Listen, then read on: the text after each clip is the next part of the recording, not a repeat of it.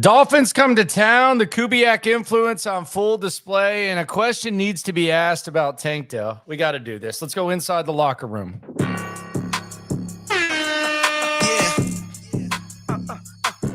Yeah. It's the locker room on YouTube.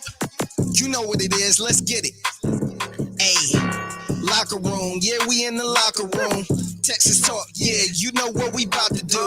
Localize every angle's what we really do. We the source. We the pulse of the city too. Landlocked. Got the game in the Welcome to the locker room, number one source for Texans daily digital content. I'm Landry Locker. You can hear me Monday through Friday, 10 to 2 on Sports Radio 610. That's Central. And the Odyssey app. That's the number one source for Texans radio information. Had MJ Stewart on today. It was fun to get to know him a little bit. I know they like him a lot there. He's very important on special teams. He's actually made some plays on defense. Tomorrow, straight off the practice field, we will be joined by Robert Woods. Robert Woods, who actually had a pretty good day today. By most accounts, Robert Woods. There's been some Robert Woods slander going on. I'm not a fan of that. But Robert Woods will join us tomorrow. Appreciate everyone for coming through. Do me a favor. Be sure and like the video. Subscribe if you see fit. But a like is all I ask. A little bit of like action never hurt anyone. Let's jump right into this. Mike McDaniel was holding court with the media.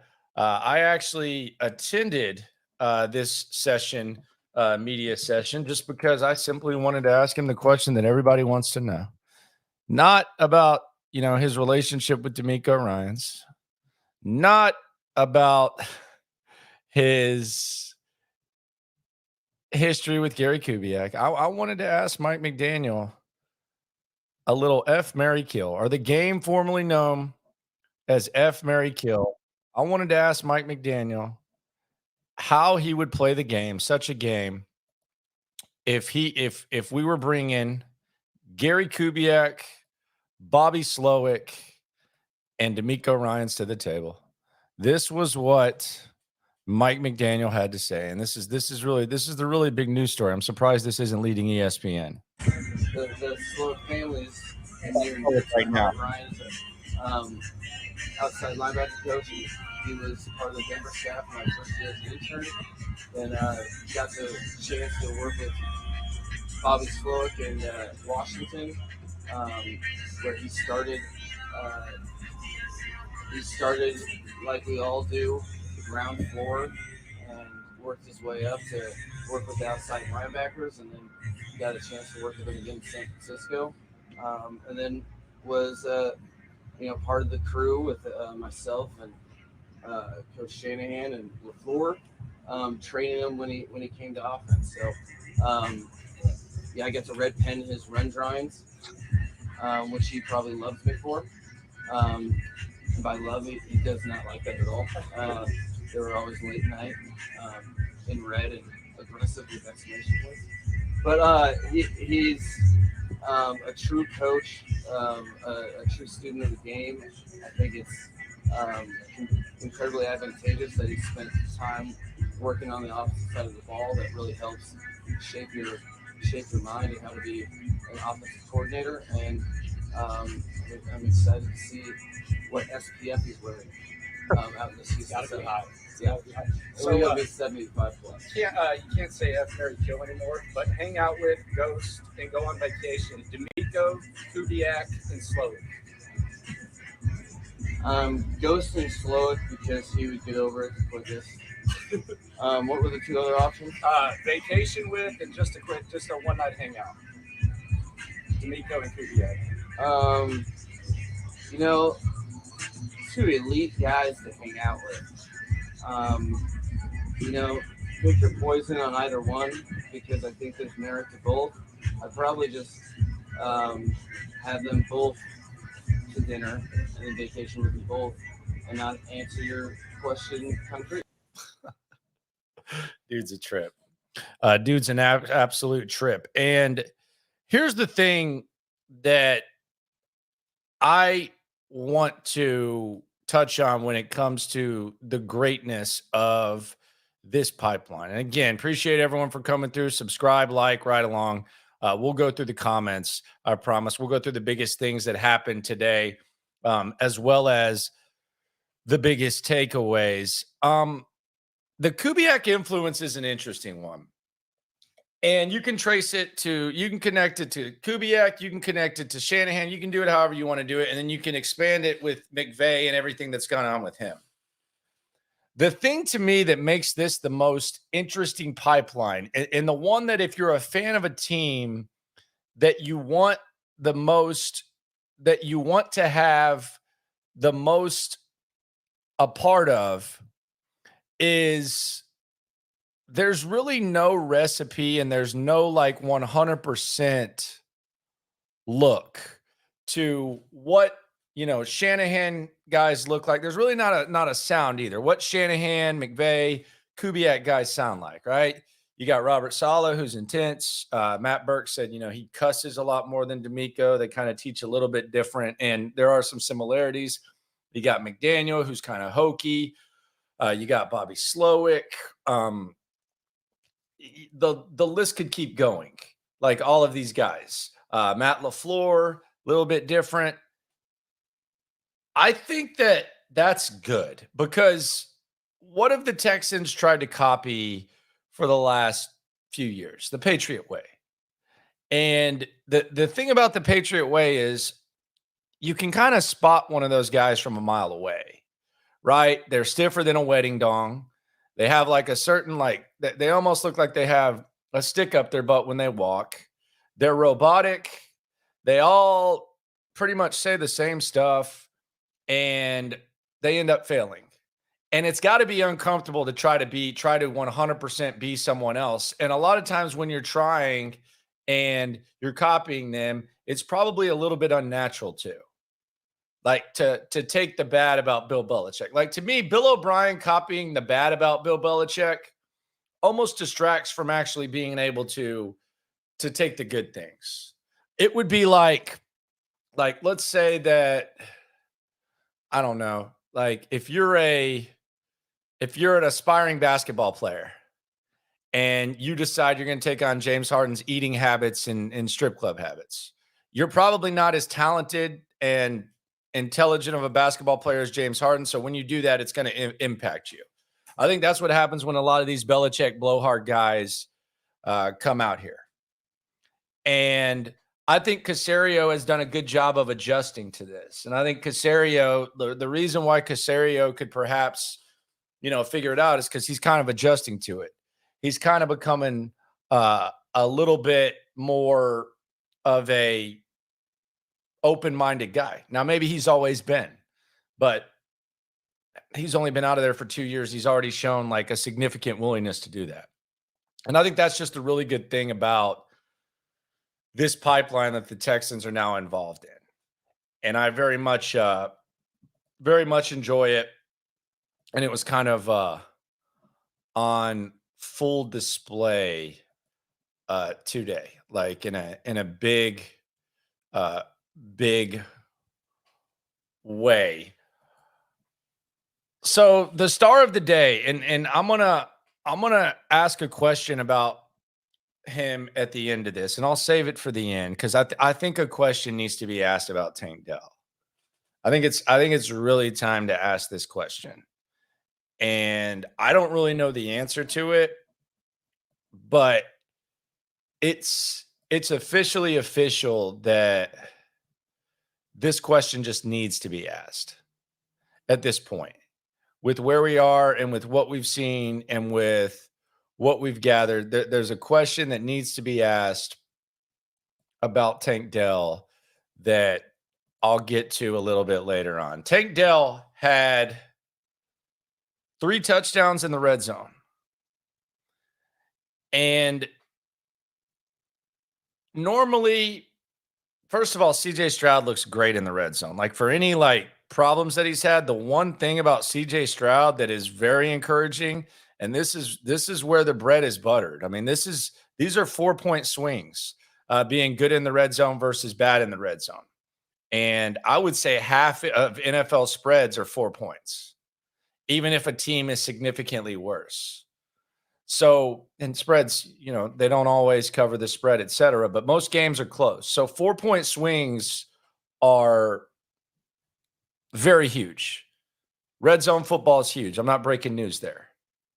But CJ is really good in the red zone. And Tank Dell is good in the red zone too, because he had not one, not two, but 3 touchdowns in the red zone. 3 touchdowns in the red zone against a pretty good NFL defense, Miami. Pretty talented squad. Now, why I think this is significant is the previously mentioned thing with CJ Stroud. And then the fact that Tank Dell's making plays in the red zone. If it were a receiver who you would expect to be a red zone threat, like Nico Collins or maybe Robert Woods or Dalton Schultz. By the way, Dalton Schultz, play of the day, one-handed grab diving. We'll get into the defense in a second. Dalton Schultz was all over the place. He was one of the stars too. Him and Tank, pretty close to each other, according to most reports. But if you thought about Tank Dell like before he got drafted, like what was the assumption? And I think it's a fair assumption to have. I really do. Like I didn't think it was like a huge travesty that he slid to the 3rd. And I know there's hype, but he's a Coug, so I felt like he would have got hype anyways. Now we've seen stuff, and now we'll break it down at the end of this, but no one thought Tank Dell was going to be like a red zone threat. Or no one even like could realistically expect it. You had people who were talking about him being only a slot guy. That's not true. You had people who were talking about, his size. He's small. But in the preseason, he scored a touchdown in the red zone. And today against Miami, he's a red zone threat.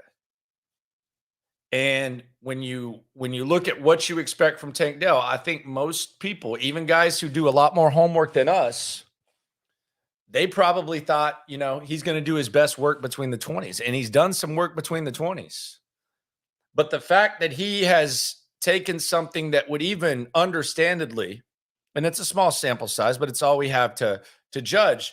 But the fact that he's taken something like being a red zone threat and Tank Dell is thriving in the red zone, that's freaking encouraging. That's freaking encouraging. Like if I saw him breaking boys off from, 20 to 20, that's good.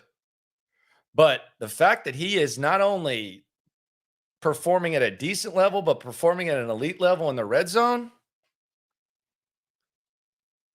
that's impressive. That's beyond impressive. So I'll get to the question at the end. I think you guys can kind of figure out where this is going to go. And I liked Marvin Mims out of OU. So I'm not going to sit here and, act like I knew this. I didn't expect to see this. I don't think anyone expected to see this. But he's looking good. He's looking really, really good, and it's multiple situations. It's in game situations. It's in practice situations. It's in practice situations against his own team. It's in practice situations against other teams. It's something to definitely make a note of, the Tank Dell situation. Be sure to go back and when you leave here. I'm going to keep making this reminder because need to keep that algorithm up that I hear about so much.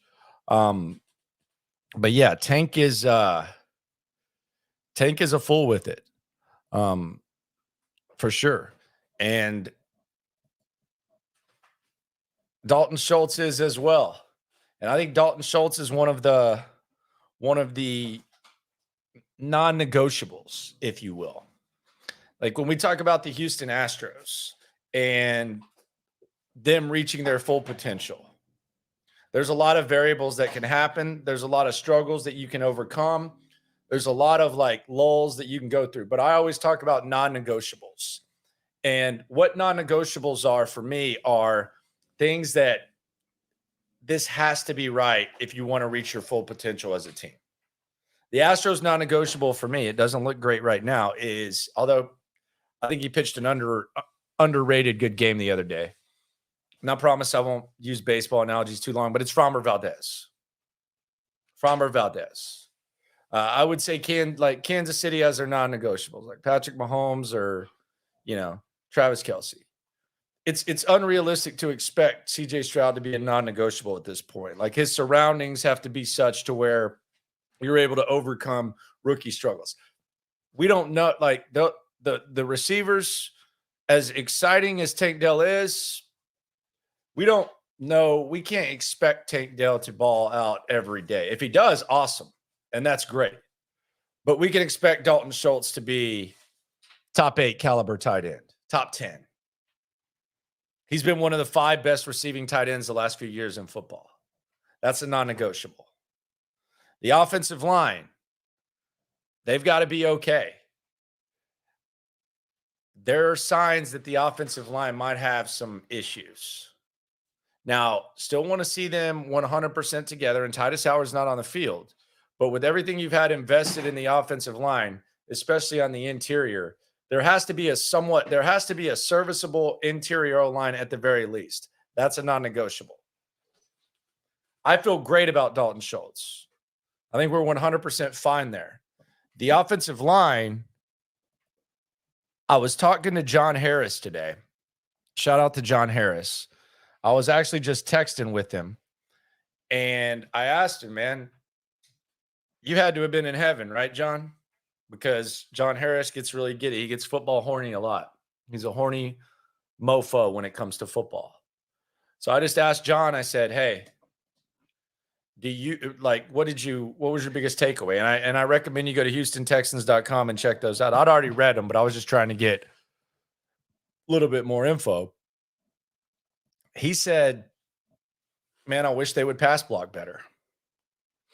And last year, that was one of the biggest weaknesses with Kenyon Green is pass blocking. Now, Miami has a really good interior line. Laramie Tunsil had it on lock. Everyone else struggled at some point. So who knows what happens when the actual game comes out? You're not always going to face, front sevens like Miami's and all the different looks they can give you. But the offensive line has got to pass block better. Now, we've seen CJ Stroud show an ability to get away from pressure. And sometimes these are kind of tweener plays where you think it might be a sack and it is about, and sometimes the quarterback's maybe not moving as much because he thinks he's going to get sacked. And sometimes it's just blatantly obvious it's going to be a sack. There were some blatantly obvious ones today. I read Stutz's updates and Harris, they saw that. So who knows, but offensive line, especially that interior, that's close to a non-negotiable. It can't be as bad as it was last year, or you're going to be screwed. And we'll see what it looks like when it all comes together.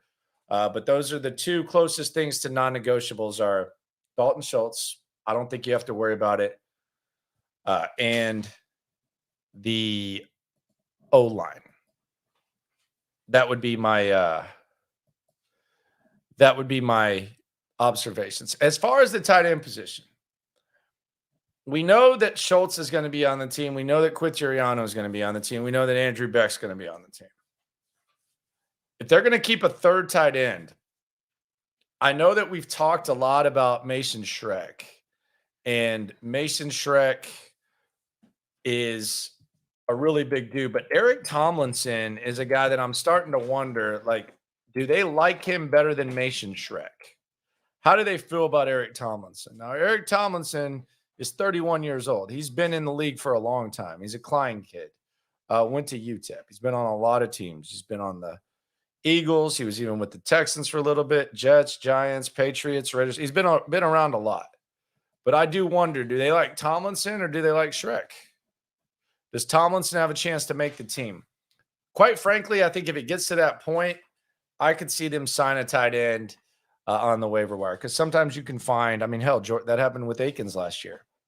Sometimes you can find and OJ Howard, like two of their top tight ends last year. Now we don't want to return to those days, but two of their tight ends last year, their top tight ends, weren't even on the team when camp began. So I am intrigued by the back end of that tight end thing. I doubt that's really like riveting for you guys. It will be interesting to see how that goes. Someone's asking about Lyle Collins. I mean, what for? What do you want to? Where do you want him to play guard, or do you want him to play tackle? He's on the Bengals. Like, what do you want to do? Trade for him? I'm confused by that. I don't know.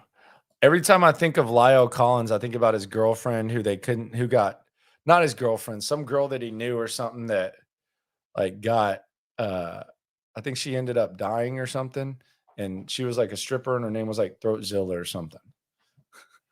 That's what I think about when I think of Lyle Collins. I don't know if y'all remember that story. I have a request for D'Amico Ryans and the coaching staff. I want to shut Pierce down after this practice. I don't need to see Dameon Pierce in the preseason. I know Dameon Pierce probably wants to play in the preseason.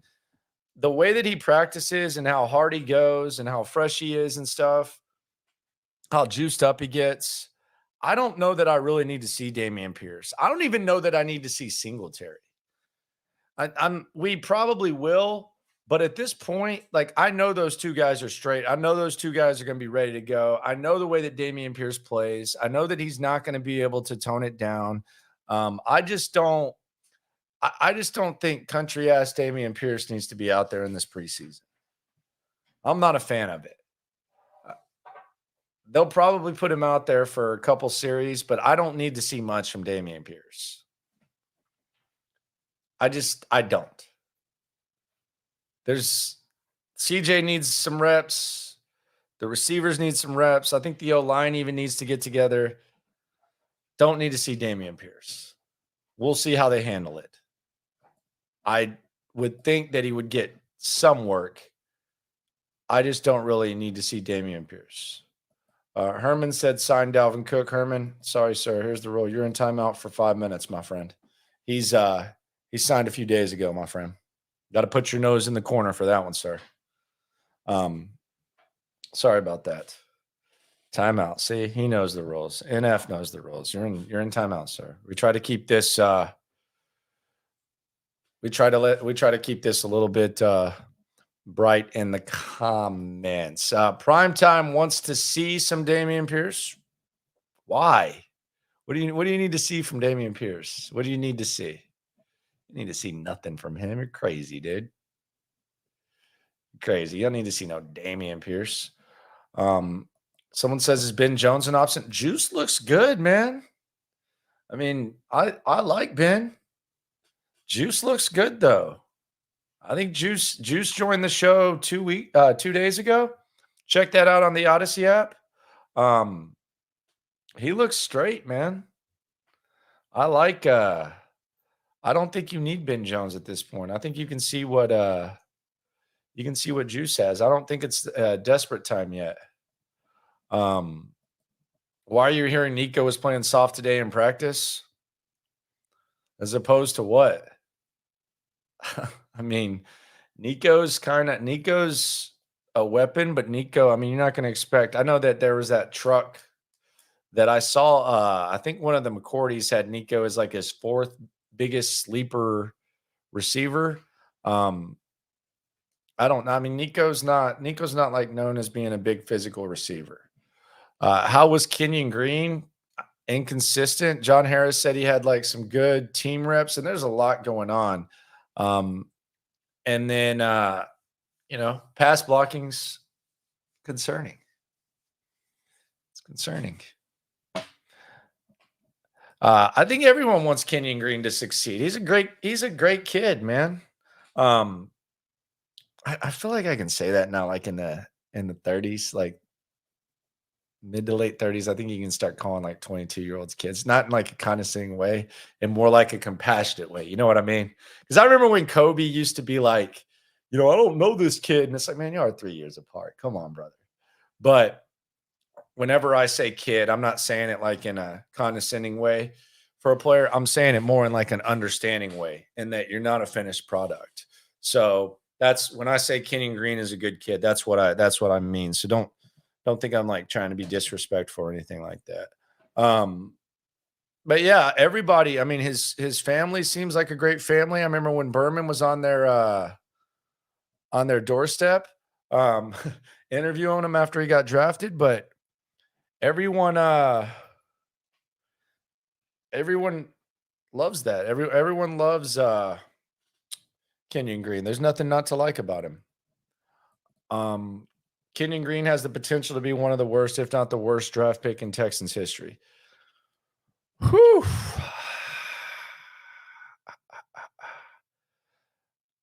I'm trying to think about what you're saying, because to me, if he looks, let's just have a hypothetical here.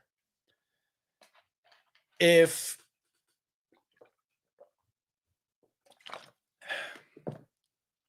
Kenyon Green looks the same, like let's say that he struggles this year like he did last year, and he never even finds his way to being a serviceable guard.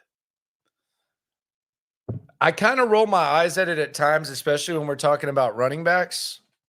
But when you select a guard at that pick, he's got to be good, right?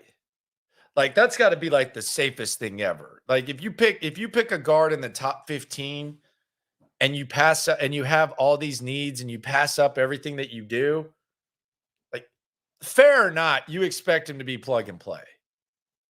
I mean, I think that's fair.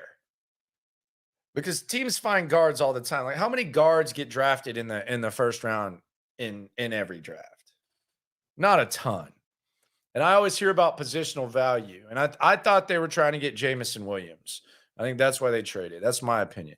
But when you trade back and you could have had, certain players, you could have had Jordan Davis. You talk about stopping the run last year and how much they struggled to stop the run. Like if you had Jordan Davis or something like that, or Linderbaum, you could have had a starting center. God knows they could have used one of those last year. Worst pick in Texans history. I mean, that's something that you could debate. But if he doesn't figure it out, the fact that he's a guard to me adds into the problem of missing on that pick in that situation. So I think you can maybe make a case. We do need to see him play a little bit better. I mean, he's the guard, so we'll see how it goes. Devin brings up Kevin Johnson. I thought KJ was good, man. I thought that he just had some bad luck and got injured, and he hung around the league a little bit after.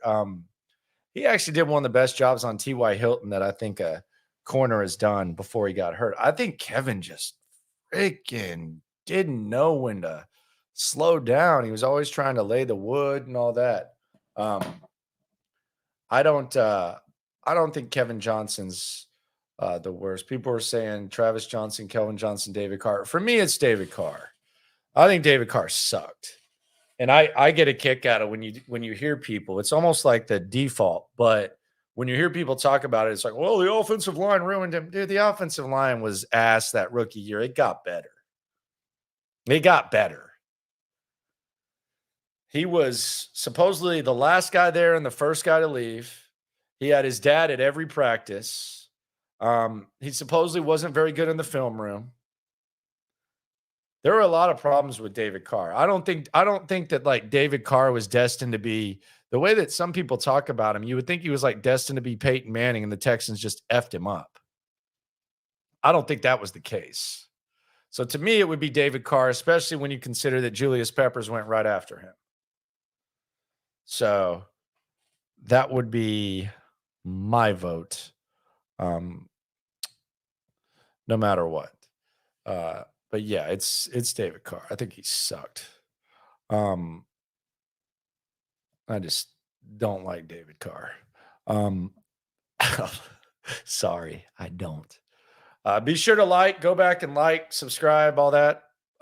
It is the Locker Room, #1 source for Texans digital content. We'll get to the Tank Dell question a little bit later on. Keep the comments coming. We'll do what we can to get to those. So let's talk about the defensive side of the ball. On defense, there were 2 plays that stuck out the most, and they were both touchdowns. Christian Harris and Jalen Petrie both had touchdowns. The video of Petrie, someone got it perfect in the end zone. That went viral. That was trending in Houston. But you had 2 pick sixes, one from Christian Harris, and this was after things got a little bit chippy with him. DJ Bieniemy was giving those updates. Shout out to DJ. Does a good job for ESPN. He got into it with Jeff Wilson. I'm actually going to go listen to what Jeff Wilson had to say and what some of the Dolphins had to say. And I'll be sure and play that tomorrow on the radio show. Little lab work, if you will, not just showing up and talking. Jalen Petrie had his interception, and John Harris had a good view of it. And he was talking about how you could just tell he kind of sniffed it out, and Tua had thrown a couple dimes before that, and Petrie kind of baited him into it. And the cool thing about that interception, and I think this is what the fans really loved about it. The thing that was cool about that was that it was the last play of practice, and you could just see the fans going completely crazy on the in the stands. I'll post it, and I'll credit who did it. At the Nation J was the one who posted it. Shout out to him. I'll actually play the Jalen Petrie for y'all.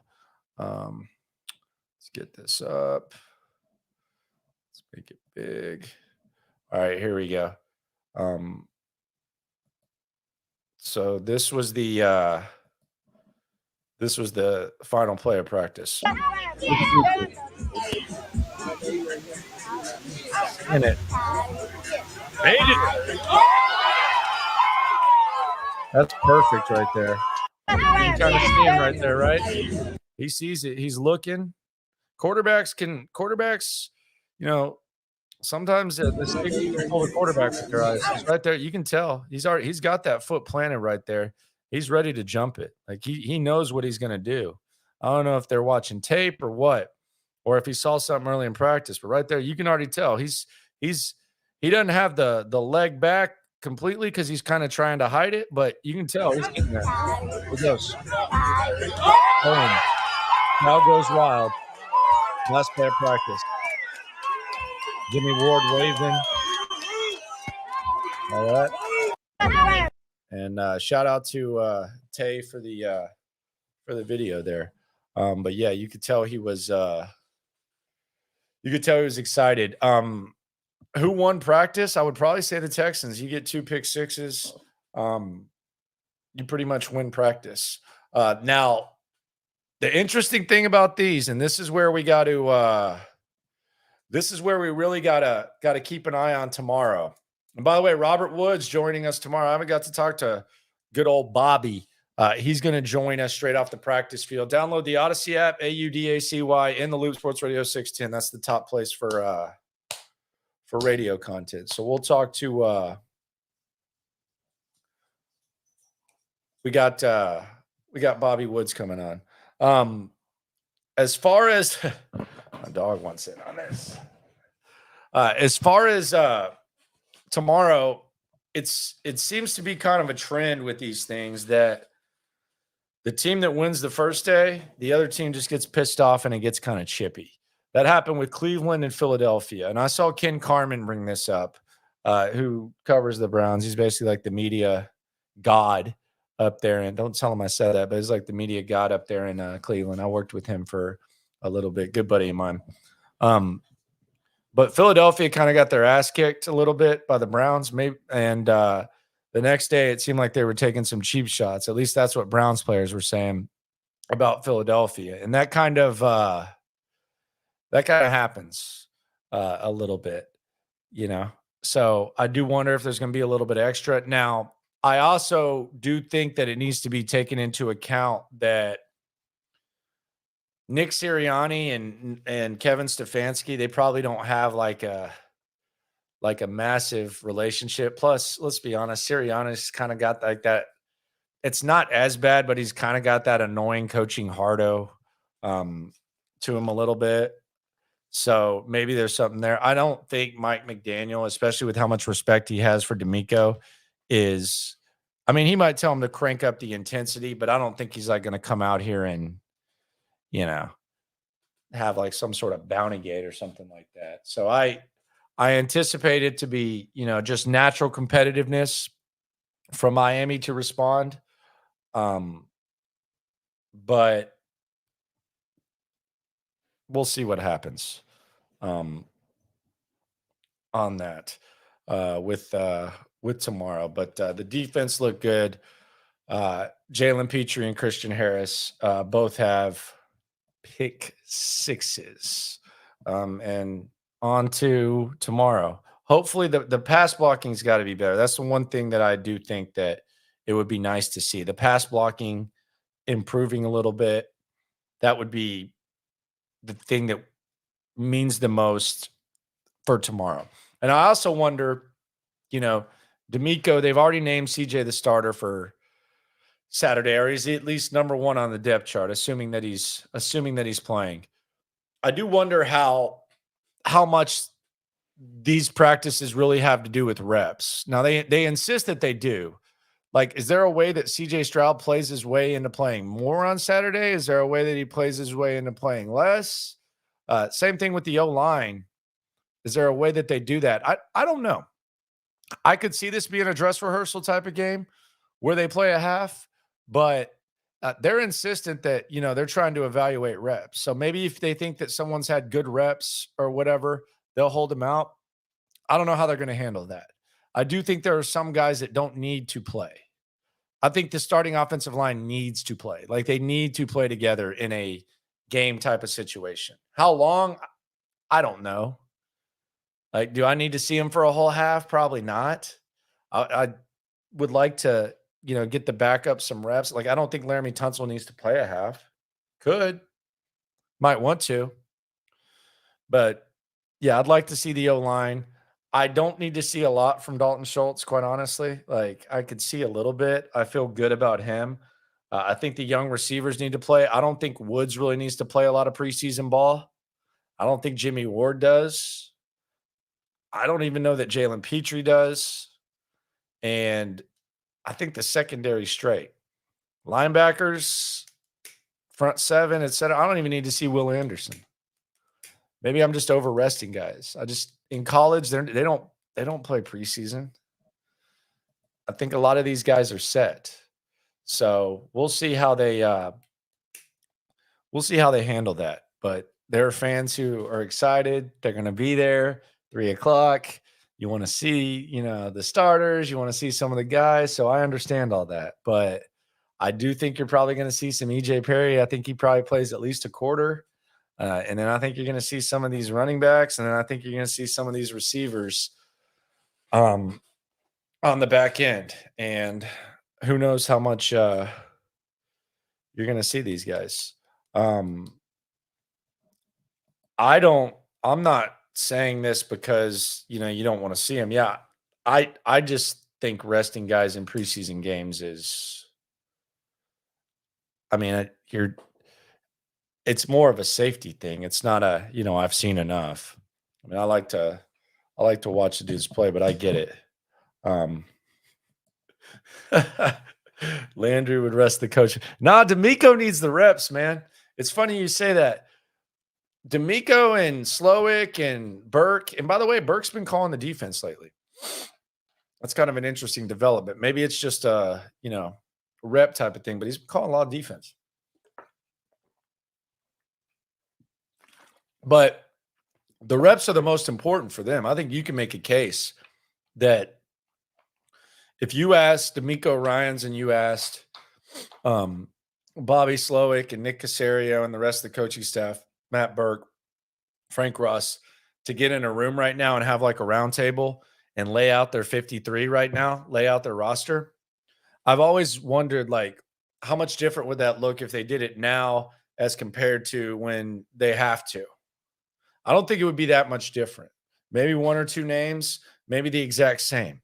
Like they have a pretty good idea. Like maybe some back end guys can play their way out of consideration that are maybe like battling it out. But for the most part, I think if they had to do the 53 right now, they'd be able to do it. But what they can't replicate, like what D'Amico Ryans, Bobby Slowick, Burke, Frank Ross, you can't replicate in-game action. Like you can have practice, you can have like practice reps, and you can make a case that these practice reps against the Dolphins are as valuable for CJ Stroud as the preseason game. But like Bobby Slowick, you can simulate it, and they've tried to, but Bobby Slowick getting the play into the quarterback and then sitting from the sidelines and calling plays and everything that goes into it, that's like as valuable of a rep as you can get. D'Amico Ryans having to watch and think, all right, would I throw the challenge flag here? Am I going to throw the challenge flag? How do I want to divide up my time for the 60 minutes of the game between the offense and the defense? Those are things you can't duplicate that for a coach. So I think these are actually, like, I think Bobby Slowick, and he told us this when we talked to him over the weekend. Bobby Slowick, for him, these reps are valuable, like very valuable. So yeah, and that's not exciting to watch for fans or anything, but that's just kind of like some nerdy ass observations. You can't duplicate that. And by the way, D'Amico Ryans, I don't know if y'all saw the McAfee interview, but he said, I'm not a defensive coach anymore. I'm a head coach. So he's kind of trying to transition towards the hardo total coach phase. But those are really, really, really, really important reps for coaches, big time, especially Bobby Slowick. Even if EJ Perry's out there or whatever, those are very valuable. But afterwards, I do wonder if you just start getting ready for Baltimore. I would say by this time next week, they're crunching tape on Baltimore. They might already be doing that. Although it's going to be, different offense, et cetera, all that type of stuff. We got plenty of time for that. We're a few weeks away from that. I got to ask this question. I think it's a question that needs to be asked. It's not deep. There's a lot of ways to discuss it. But based on what we've seen right now, and by the way, like, subscribe, right along. When you leave here, be sure to like. Appreciate y'all for coming through, spending the late night with me. Young Costa says the D'Amico Pat McAfee was a little bit dull. Yeah, D'Amico can be a little bit dull in a good way. But here's the question I want to ask about Tank Dell. Very simple. How good is Tank Dell going to be? I mean, are we talking about the leading receiver on the Texans? I think Tyler Lockett is the comparison. Tyler Lockett, if he can be Tyler Lockett, then that's a steal in the third round, just like Lockett was. And I saw someone say, "Oh man, Tyler Lockett is on Twitter." This was a little bit. He said something, and I don't know when you kids started using the word mid. But yeah, the amount of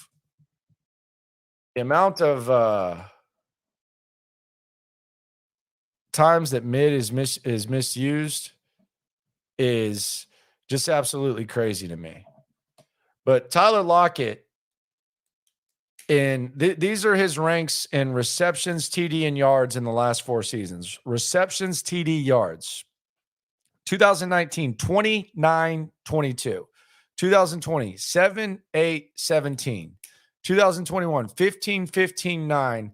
And then 2022, 16, 19, 6, and 19. So he's consistently in the top 20. He's been outside in the 3, 6, 9, 12 times there. He's only been outside the top 20 once, and that was when he was 22nd.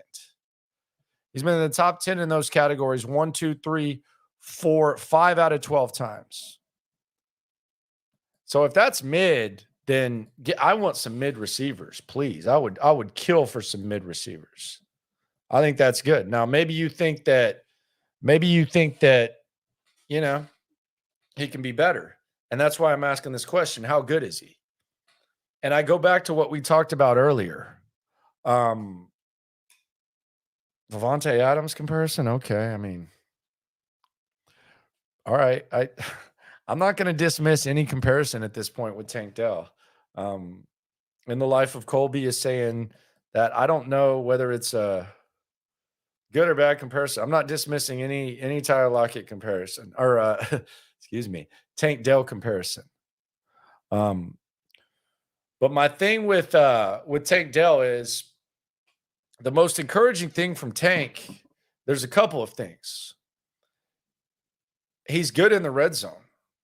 And it's multiple situations. You know, this isn't like going out to practice and watching them just practice against each other, which, by the way, he's practicing against a pretty good secondary. But he's good in the red zone there. Then you put him in a game situation, scores a touchdown. Then you put him in a situation where he's not practicing against his own guys, scores 3 touchdowns today in the red zone. So when you talk about size and you talk about like what prevents these guys, a lot of times it's, well, they can't get off the line in the red zone. Or they're not tall enough. They're not big enough targets. If he's going to be an elite red zone receiver, that eliminates a lot of the stuff in the talk. The other knock on Tank Dell was that, you know, he might just be, he might be someone that's best used in the slot because of his size. You know, he's a guy who ideally you want to put in the slot. He can line up there. He ain't lining up there the whole time. Like not even a little bit. I think Robert Woods is kind of like your closest thing to like a pure slot at this point. And he's lining up other places too. So he's not doing that. He's not struggling to get off the line of scrimmage. He's not getting roughed up. Like we got to start asking like, when are you taking Tank Dell in your fantasy league? Seriously. Like, are you waiting to try to sneak him in the 10th? You think you got to go earlier? Because if Tank Dell, like, look, if Tank Dell, we still have it in the back of our mind, and I don't think it's a bad thing to have in the back of the mind that, yes, this guy was a 3rd-round pick. Yes, there were concerns. Yes, you know, there's all these questions, etc. But if we had no idea and we had no preconceived notions, and look, we've been fooled in the preseason before, so I can understand any amount of skepticism. Like I can 100% understand any amount of skepticism. I'm not questioning. I'm just asking the question. But if we had no idea, and this is always the test I use, if we had no idea when these players were drafted, like when the Texans were drafted, and I just blindly, let's say I went to jail for 2 years or something. I don't know. Like let's just say they locked me in a cave for 2 years or something like that. And I didn't know a damn thing about this team. I hadn't watched football in 2 years. And I walked out there and they said, all right, you're covering training camp. Here's your roster. I want you to welcome out for your first journey out. We want you to cover this training camp. Here's your roster. Here's your press pass. Go over there. Watch this. If I were watching this camp and the first thing I would see is, damn, who the hell is 13? That dude's a badass. Damn, is that he might be the best player on the team. How big is he? 5'8", 5'10"? Goodness gracious. This guy's awesome. Maybe he's just a good practice player. Then I'm going to watch him in the game. 5 catches, touchdown, all over SportsCenter. Then I'm going to watch him in a joint practice when Miami comes to town. 3 touchdowns in the red zone. If I were turning in my report right now without even like having these preconceived notions, he's going in the top 7 rounds of my fantasy draft. Serious. Now, the preconceived stuff might matter, and it is preseason. I know some people will say, it's going to be a lot harder and they're going to crank it up a notch. But I'm not seeing like just from like the naked eye and everything you have to evaluate. And I know there's like a deeper gray area that I can't effing understand because I'm not like a coach or anything like that. The dude's been one of the best players on the team. So how good is Tank Dell going to be? Like, are we talking, 55 catches, few touchdowns? That would be a hell of a rookie season. I mean, that'd be amazing. Like if you got, 50 catches from Tank Dell and 3 touchdowns, then you would say, okay, well, that's a good 3rd round pick. He hasn't looked like a 50 catch, 3 touchdown guy, though. That's all I'm saying. He hasn't. And it hasn't. And again, it hasn't been one thing. It's been multiple situations. So maybe he's just a great practice player. Maybe he comes down to earth. Hell, maybe the wear and tear catches up on him. Maybe the first time he has to take a huge lick across the middle, we don't see him again. We won't know that till, he's actually having to do that. I just wonder how good he can be. And I think it's a fair question to ask. I think there's a lot of possibilities. But what the eyes are saying is he's pretty wild. Now, FanDuel has him at 100-1 for Rookie of the Year. I wouldn't bet that. But, I mean, if you want to sprinkle a couple bucks on it, go ahead. I always like being good 100-1 or whatever. But we need to start asking how good this guy is. Because every situation that he's been in, and there's really 3 like different situations against his own team, in a game against another team, and in a practice against another team. He's been arguably the biggest baller on the field. Something to look at for sure. Very much so. Tank Dell. Look out for him. Tomorrow, we're going to get a look. By the way, Robert Woods, too. I think Robert Woods had a good day today. Robert Woods is just going to be a reliable guy for this squad. I think Robert Woods is going to be very, very reliable. Someone's asking, like, what would Offensive Rookie of the Year look like stat-wise for Tank Dell? Going to make me look this up. I hate doing this. I hate doing it on the radio. On here, I don't mind. Try to avoid that. So, I mean, Garrett Wilson won it last year. What were Garrett Wilson's stats? So Garrett Wilson was Offensive Rookie of the Year. Last year, Garrett Wilson as Offensive Rookie of the Year. And keep in mind, Breece Hall got hurt, Pierce got hurt, all that. 83 catches for 1,103 and 4. So 83 catches, 1,103 yards, and 4 TDs is what Garrett Wilson had when he got it. I wouldn't. I might drink the Kool-Aid, but I ain't going that far. Russell Thompson says Bieneme on Twitter says he wouldn't be surprised if Schultz was target leader for the team. Was he good today? Yeah, he was great. Yeah, I think that's a good bet. I respect to my my boy DJ. I think that's a good observation. I think that would be a good bet. I think there's going to be a nice spread out target share. The days of, Brandon Cooks having, I think it was 70 more than the next guy 2 years ago. Correct me on that, 50. It was high. I think those days are over. I think there is going to be some spread, but yeah, I think Schultz would be a really good bet. What's been going on with Mechie? He's been okay. I mean, he's finding his way.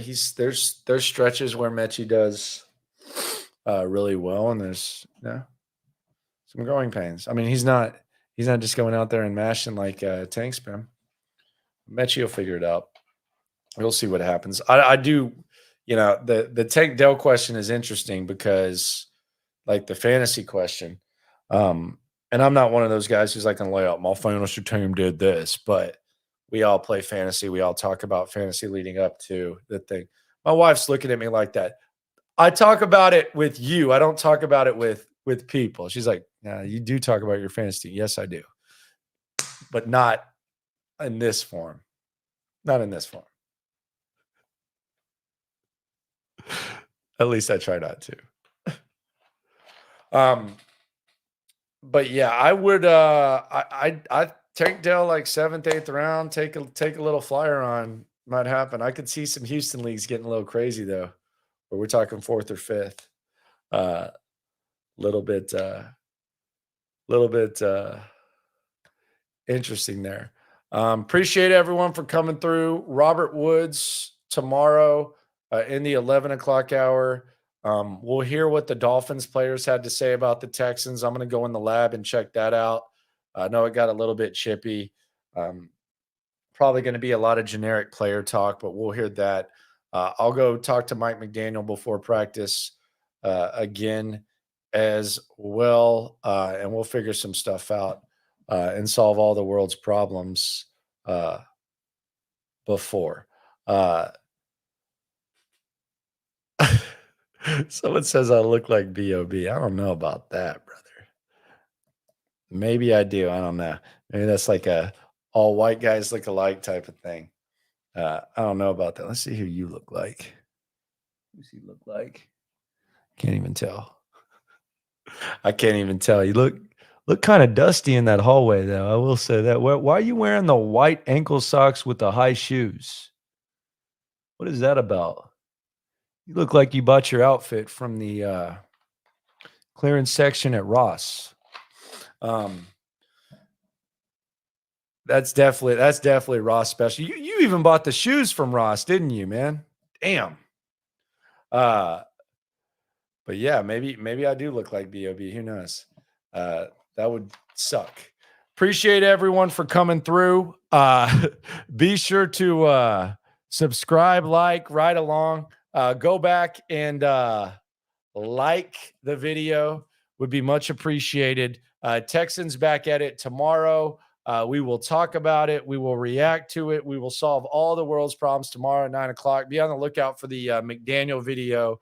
Probably going to try to drop it an hour or so before practice. Going to revisit my conversation with Gary Kubiak as well when Gary Kubiak joined the show. Appreciate everyone for coming through. Subscribe, like, right along. We're all in this together. Game in the headlock, localize every time. Can't stop, won't stop. Yeah, we top 2 and we not too. Plugged in daily digital on YouTube. We got taste for days. Opinions to give, we got takeaways. If it's up, then it's up. We number 1. You don't need to try your luck. Locker room, yeah, we in the locker room. Texas talk, yeah, you know what we about to do. Localize every angle's what we really do. We the source, we the pulse of the city too.